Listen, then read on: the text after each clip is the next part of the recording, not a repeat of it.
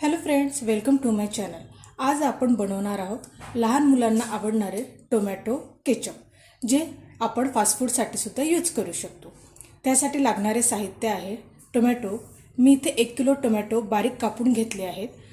Beetroot हे आपल्या शरीराला आवश्यक असतं आणि ते नॅचरल रंग वापरण्याकरता मी इथे यूज करते आहे। साखर आणि 10 ते 12 पाकळ्या लसूण। चला तर मग तयार करूया आपली हेल्दी अशी टोमॅटो सॉसची रेसिपी। सर्वात प्रथम कुकरमध्ये टोमॅटो, बीटरूट आणि लसूण मिक्स करून पाणी न घालता मीडियम गॅसवर 3 शिट्ट्या होतपर्यंत शिजवून घ्यावे। सर्वप्रथम कुकरमध्ये बीटरूट, टोमॅटो, लसूण यांना एकत्र मिक्स करून घ्यावे। पाणी न घालता मीडियम गॅसवर 3 शिट्ट्या होतपर्यंत शिजवून घ्या। टोमॅटोला स्वतः पाणी सुटतं, त्यामुळे याच्यात पाणी नाही घातलं तरी चालेल। हे आता शिजून तयार झाले आहेत। आता याला मिक्सरमधून बारीक करून घ्या। आपलं वाटण मिक्सरमधून छान बारीक झालं आहे।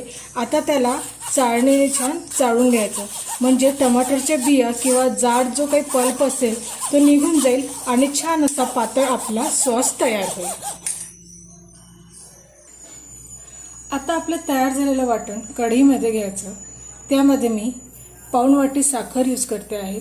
तुम्ही तुमच्या चवीनुसार यूज करू शकता।